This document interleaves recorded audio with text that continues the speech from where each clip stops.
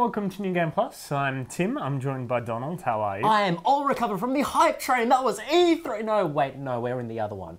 Gamescom? Yes, Gamescom. Gamescom. The European E3 of sorts. Yes, the one where people can actually play the games instead of just industry people. Yes, and it does have Blizzard though. Yeah. That's the main thing that Gamescom has over E3 because, well, Gamescom is like a little BlizzCon in itself. You get all the news about patches coming up for their games, all the balance changes and also ladder changes of StarCraft, some very exciting videos of the new upcoming WoW expansion Legion, which I'm very excited for. And some more Overwatch maps, which I'm excited for. Yes, but there's also news coming out of Gamescom as well. Yes, Tekken 7 and Injustice got some new fighters confirmed. Injustice got itself Harley Quinn and Will Smith, Deadshot.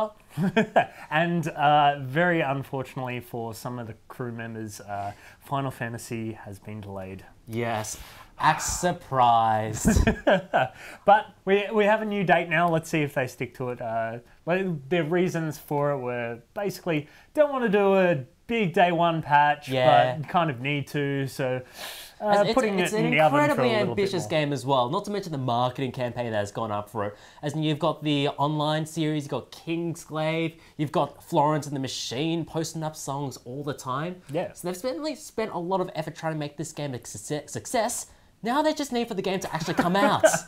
It is cool that they release these sort of movies in cinemas as well before the game comes out. It's something that you can do to get yourself hyped for it. It's very, very cool. Speaking of hype, this week on New Game Plus, we look at the juggernaut that is No Man's Sky. Yes, Old Game Plus, also check out Metroid. But first, our review.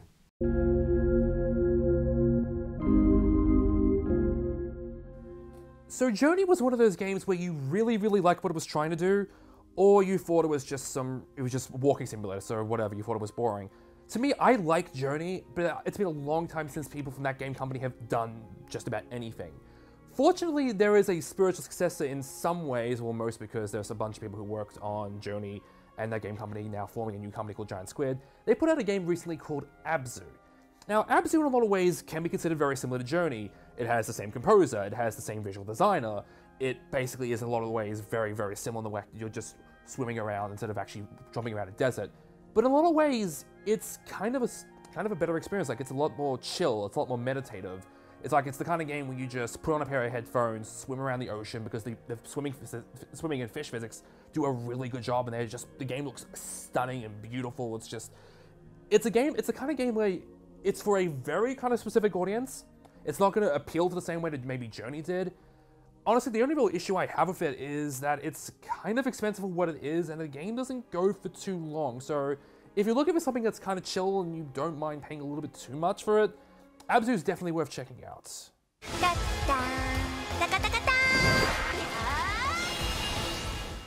Now, Shaney, Zelda is one of those series you don't want to touch because you know that the fans will come after you if you do it wrong. Like, I agree with that. They're a very, shall we say, passionate fan base. Passionate about that fan base. So when Hyrule Warriors first came out, there was a little bit of backlash around it. There was a little bit of backlash, but I didn't really understand it because more or less it was just another Warriors game, and it was a good Warriors game. Yeah. There was no real glaring over issues with the game. It ran pretty well on the Wii U. It played fun. It was a cool little twist on the universe. A cool little twist in the universe, and they brought in original characters that just felt nice in the universe, and the story was there. Yeah. So for all intents and purposes, it was a decent Warriors game. It just happened to be a Hyrule Warriors game. Yeah. So the next one on the 3DS, which is kind of is it like a remake or a remake slash a port slash update? I guess you'd put it. Fair call. Yeah. There's most of the same content. There's little pieces here and there. I think the new fairy mode, which you can play with fairies. Yeah, right. Okay. Yeah, right. There's a few new characters that you can play with. They all feel pretty nice and cool. More weapons, a few more things here and there. A lot more just to grind out, and that's really what you want in a Warriors game. Well, I was going to say, and being a Warriors game, it fits perfect. It fits the universe, it's one of those ones, and I think having it on the handheld consoles works in the way that you normally play Warriors games. It's like, I'm waiting at I'm at the doctor's, I'm waiting for a bus. It's going to take me 20 minutes. It's one level. I grind through a level, and it should be okay. But there are limitations to the hardware. That is where, I guess, the main big issue is. The main limitation of the hardware, like, it runs well. It plays really well. The game itself is really, really great. It's just the field of view. Yeah. The issue that is mainly because of the 3DS hardware. That's where you're going to have some of your issues. If you're a big Warriors fan, if you like your big screens, your big battlefields, you might have a small issue here with your handhelds because it doesn't show up very, very well. That said, it's still very fun. There's still a hell lot to grind through. There's still a hell lot to have fun with and play. It's a good another addition, I reckon. Cool. Hey, listen.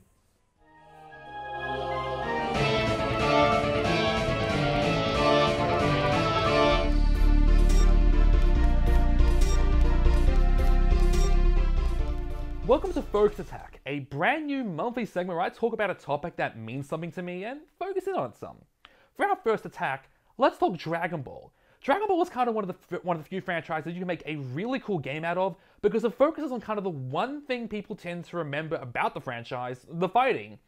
I mean, sure, it guts a lot of character development and some story stuff, but to be honest, I'd rather that than having to see Goku being a shitty dad and not the amazing character he was when he was a kid. That's actual kid, like this one here, not like the GT kid. We don't ever talk about GT here. I bring this up because I've been playing a bunch of Dragon Ball Xenoverse lately and liking it more than I really should because it basically says screw tradition and just wants to let you have as much fun with the franchise as possible. In Xenoverse, you create a character who joins the Time Patrol and learns very quickly that someone is going through time, powering up Dragon Ball villains and attempting to screw up canon. It's your job to go back in time, fight these villains, and save Dragon Ball history. Now, while the game goes into some fun variations of events of Dragon Ball's history, it never loses its core focus. You make a really shitty original character that has all of the moves, and you are the hero of the story. It is all those amazingly awful Mary Sue self-insert fanfictions come to life. The game knows this, and it runs with it. Dragon Ball going in this weird fanfiction direction is kind of the best thing that could have happened to the franchise because Lord knows it needed something. Up until Battle of Gods a few years ago, there hadn't been any new substantial material for the franchise since 1997. Now, while the situation was a little different for us in the West, in Japan things were a little different. You see, after GT got released, Dragon Ball was still popular. Hell, it still is. So they needed something to kind of keep it all going. So the best example of this is in 2010, Namco Bandai releases Dragon Ball Heroes. It's an arcade game. That's also a card game. That also has a strong penchant for some really weird scenarios and even weirder, crazier characters. Like, it's not like Super Saiyan 5 Ultimate Level kind of stuff, but it gets pretty close. If you want an idea about how bad this gets, just go online, look at any of the look at Dragon Ball Heroes, and seriously, stop what you're doing right now. Go watch Dragon Ball Hero stuff. It's totally cool. We'll wait. And meanwhile in the West, we never got Dragon Ball Heroes, but we got a long period of middling to okay Dragon Ball games. Seriously, if you don't believe me, look at every Dragon Ball game post Budokai 2 and Budokai 3. They're all basically the same game. They're all these really awkward, clunky, 3D kind of fighting games. They are almost all retellings of Dragon Ball Z with some GT or movie characters that spice things up. Hell, you don't have to play most of them because they are almost all the same bloody game. And in a lot of ways, that's why I really cling to Xenoverse, and that's why Xenoverse 2 is probably one of the more exciting games of 2016 to me, because it is so weird. Yes, it's a full 3D fighting game, much like those old Dragon Ball games, but it's got a weird new direction and I'm really looking forward to. Like, to the point where I can't play another Dragon Ball game because I know that, okay, I'm going to start this game up, and then I'll know Raditz come to Earth and it's going to kidnap Gohan, and then I know how this is going to go. It's boring, it's shit, and it's like, I can't do this anymore. And that to me just blows my mind that finally someone gets it and we're trying something different.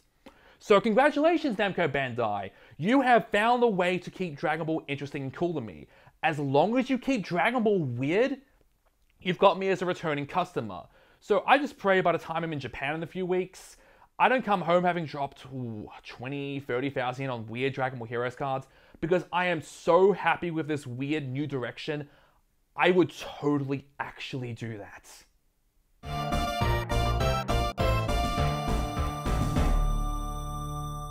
Welcome to All Game Plus. Now, recently was the 30th anniversary of one of Nintendo's biggest games. Yeah, and it wasn't Mario or Zelda game. It was Metroid. Yes, and Metroid was unique. 1986, and the main character was a girl. It's Yes, so one of the very first female playable characters in video game history, and also one of the first Space Marines you ever played in video game history.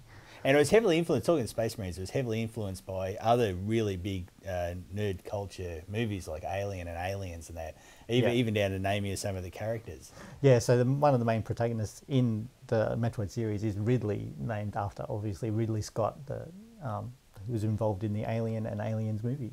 Now, the platforming, so it's based on, obviously influenced a bit being out of Nintendo by Mario, but the platforming was unique. You could go backwards and explore, couldn't you? Yeah, so it's one of the first platformers where you didn't just, go from left to right. You could actually go back left and go up and go down. So the whole map spread out from where you first started in every direction. And you would travel along, unlock special abilities that would allow you to access areas that you couldn't previously get to earlier in the game, and new areas, secret areas.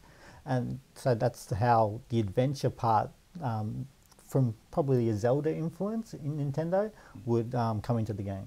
Now, it's as technology's improved, we've gone from side-scrolling platformers to 3D.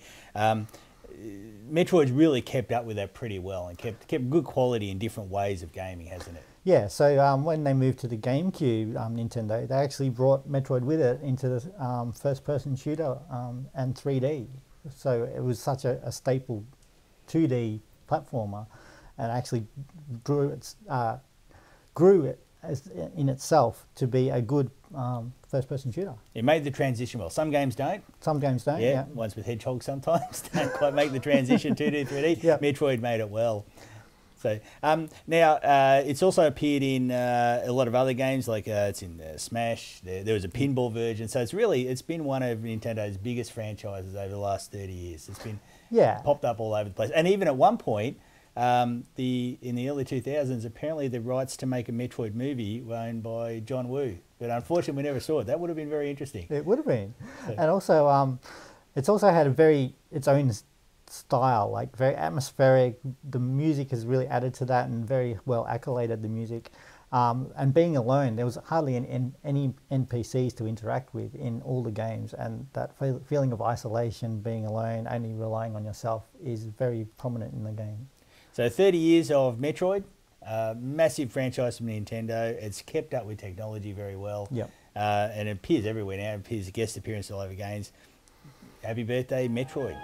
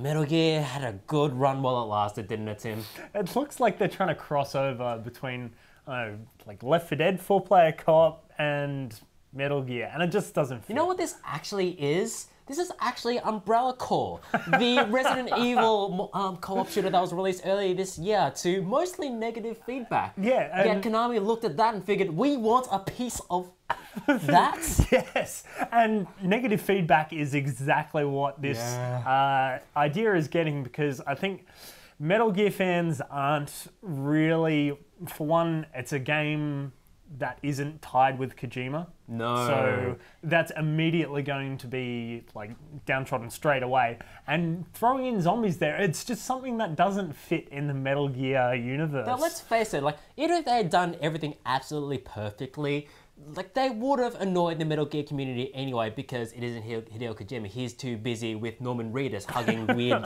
oil babies or whatever it is.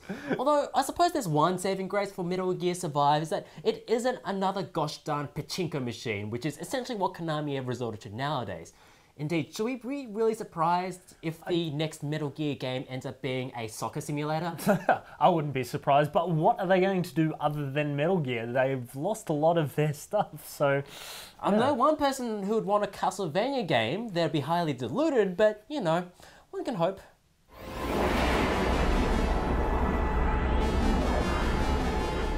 No Man's Sky is in a strange position, Oz. And here's a game which, like a sort of small indie game, which has blown up to become almost the biggest thing in the universe. Because there's not much else out at the moment, I think. Not really, we're pretty much at the start of the silly season for gaming. But if you haven't heard, No Man's Sky is a massive space exploration game. A game filled with supposedly 18 quintillion planets, all generated through algorithms and maths. Yes. That's some good stuff there. Apparently the game is only like 6 gig in size because it's all generated randomly. But is that a good thing? Yeah, it's like the numbers seem big, but ultimately when you're exploring, when you're hopping from planet to planet, mining its resources, discovering the new things, at least in the opening stages, there doesn't seem to be too much variety in the sort of animal, the flora and the fauna. Yeah, so you look at the flora especially, and you know red flowers give you this resource, yellow flowers give you this resource, and you go to a different planet and it's the same red flowers and the same yellow flowers.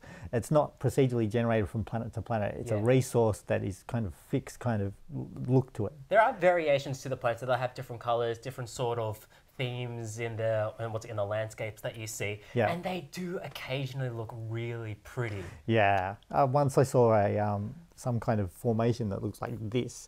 I had this green goop coming out of it that was like an iron resource, but it's the craziest thing I saw in the game. See, I haven't seen anything like that, which like sort of gives credit to the algorithm. However, it also means that a lot of the planets are kind of samey too, as in you hop around from planet to planet, but all you see are the same sort of what's called bases, the same sort of outposts and shelters. Yeah, so you never come across a little village of kind of people. You always find a single person in a single like shipping container basically selling you stuff or whatever. And there's no little communities, I think, and the feeling of isolation is there the whole game because of that. And that isolation means like the game is going to guide you. You're left to your own device, which means like you're almost like the storytelling. You also have to devise it yourself. But like some of the stories that you can get just from your adventuring are pretty good, aren't they? Yeah. Well, the most exciting time I had there was when I found a crashed ship, and to make it my own, I had to ditch the ship I'd been using the whole game and run around on foot to get resources to repair this ship, to get enough tiny bit of fuel to get into the atmosphere to get more fuel, and had to drive somewhere else to fix the hyperdrive. It was quite an exciting part of the game, but it was a reiteration of the tutorial almost. Yeah, the fact that the tutorial was the most exciting part of the game is... But you're not going to No Man's Sky for excitement, for it to be your all-universe game though. It is just ultimately just a really zen, really meditative experience of just exploring unfamiliar yet slightly familiar worlds, of just mining for resources, slowly but surely making your way to the center of the universe. I was super excited for No Man's Sky when it first came out. It was space exploration. I was getting really hyped. Yeah. Then I kind of saw what the game was. Then it turned out to be space exploration with Minecraft, mining and shooting and trading, and like it just ends up being like not quite the sum of its parts. Yeah, it definitely seems like a very good chill out game. But definitely. I already have World of Warcraft for that. It's like I've got that on one screen and I'm watching whatever TV show on the other. No, that was my experience with No Man's Sky, actually. It was perfect that it got delayed to the Rio Olympics because I just had No Man's Sky on one screen and then all the Olympics action on the second screen. You too can do this at home, just not for the Olympics. So No Man's Sky on one screen, New Game Plus TV YouTube channel on the other. Yep, you can have that on repeat. Yes! Yes. But I really hope that it brings sort of a resurgence of space exploration games and that sort of stuff, because I really enjoy a lot of that stuff, especially some of like older titles like Sins of a Solar Empire was an awesome 4X strategy title that no one ever plays, which makes me Tim, sad. You're in luck because we've almost had a renaissance of space exploration games. You have Elite Dangerous doing gangbusters if you're on Space Truckin', and if you're on your 4X, Stellaris has fostered quite the community. Yeah, and Paradox has been doing really good lately, so hopefully they sort of carry that on. That is it for this week. We do have some events coming up if you are interested in anime and manga. Yes, we have Animanga coming up this weekend if you're watching us as we go to air. And we also have the Madman Anime Festival, which is the week after. So if you're a fan of anime and manga, oh boy, you're in for a treat. Yes. So please, in the meantime, visit our website, www.newgameplus.tv. Like us on Facebook, facebook.com/NewGamePlusTV. Follow our Twitter and Instagram at NewGamePlusTV. And subscribe to us on YouTube and Twitch. We are New Game Plus TV. One word, no spaces. Thank you, Donald. Thank you, Tim. We'll see you guys next week.